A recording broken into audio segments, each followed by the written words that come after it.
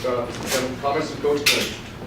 Well, it was a good win against a good team. You know, I thought obviously we got off to a little bit of a slow start when the game started, and I thought about 8 minutes into the first we started to play at a pace and have some offensive zone time. And, I thought we did a good job going the net in the first period, using the back of the net offensively.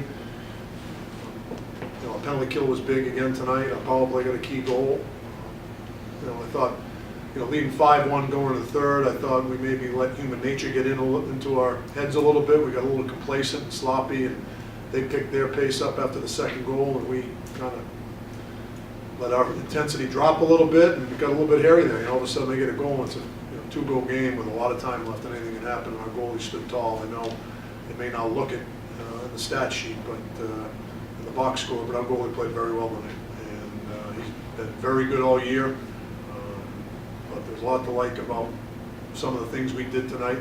But I thought it was in stretches. I thought there were 7 or 8 minutes we played really well, and then about 4 or 5 we didn't, and then we get back to playing really well for 7 or 8 minutes, and then not playing well for stretches. So it was an inconsistent game, but it's a tough game to play for both teams. Both teams are going into final exams here, and a Tuesday night game right before finals is not easy for both teams. And they kept playing hard, which I'm not surprised. They got some good players there, and they're well coached. And it was not an easy night by any stretch of the imagination. We knew that. Shane's performance tonight made your decision a little tougher with Dante gets better. We always have tough decisions. We think we got guys that can play that maybe haven't played a lot of hockey. We've always liked Shane as a player, and we think we've got depth on the blue line, and I think we proved it tonight. Was it good to see him get that? Yeah, great kid. He works hard. He's a very good hockey player. One of the things that stuck out from afar was just how many bodies you guys were getting to the net and cycling the puck down low and coming hard on the forecheck. Was that something that was one of those talking points before the game, or just kind of any thoughts in that regard? Well, we want that to be our identity without question. We want to hound the puck. We want to make life miserable for our opponent, whether it be hounding the puck or when we have it, getting in the net, and be hard to defend. And like I said, I thought there were times we did that tonight, but I didn't think we did it consistent enough. But if you look at the shot chart in the first period, we were on their net quite a bit. And if you're going to be successful at our level, you better get around the net. We did a pretty good job of that tonight. The line that was arguably around the net the most was the Keller line.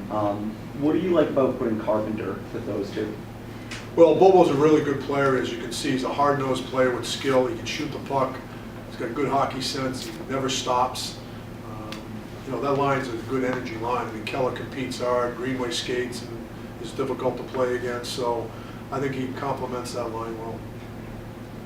Kind of a two-part question. What have you seen in Chad Chris's game as he's developed this year? And then what do you think the opinions on him vary so much? It seems like, you talk to one person, they love him. It seems like just, I guess, kind of what do you see in his game and how it's developed, and kind of why do you see the, people having such different opinions on him? Well, number one, it's a very subjective sport. This isn't swimming or track where it's the clear-cut best runner and fastest swimmer.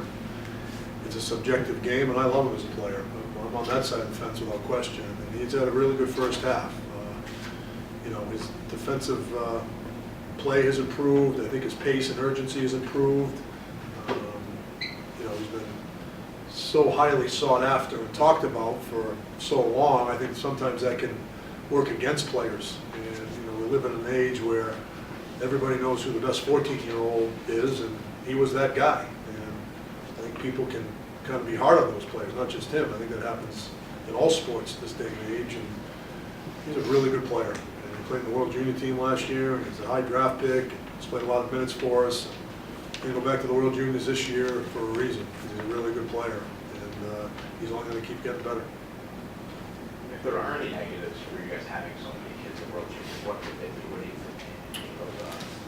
Well, we're going to play Union maybe without a lot of them, so that'll be the only negative I can think of. It's such a wonderful tournament. It's a great experience when you can play for your country, and you're talking about one of the few tournaments in hockey where all the best players in the world at that age group are actually in the tournament, with a few exceptions. So, I don't see any negatives to it. You don't think a lack of rest of those kids again is much of a problem? No, they're 18 or 19 years old. They got plenty of rest. Thinking long term as well, we've touched upon in the past how this result's going to stick around with you guys for a while. Just how is it to go into this break now with a pretty commanding win over a strong opponent? It's good. It feels really good, you know, and, you know, you sit and kind of reflect, although we haven't had a lot of time to reflect because the game just ended, but you look at the first half and, you know, 10-5-2, 4-2-2 in the league, and I think we just went up to 4 in the pair rating. So it's been a really good first half for us, and, you know, we feel our best hockey's ahead of us. It's a great group. Love coming to the rink every day with them. They work hard. They care for each other. They're forming some of those characteristics that you need to have as a group to win important games in late March and April, and, you know, we feel really good about where we're at. How special is it what Jake's doing as a, you know, a really young player? It seems like that kind of gets overlooked sometimes by people, is that he's a, you know, barely 18 years old. Yeah. Well, you know, he doesn't look 18, that's for sure. He looks like he's 25 in the net. Talked him away from the rink. He's just got a great personality. He's a guy that people want to be around. He's mature and funny and great locker room guy. And you know, we don't take him for granted, that's for sure. He's had a great first half. He gives our team a calming effect. And, you know, I'm really happy he's a Terrier. Anything else? Thanks so much. Thank you.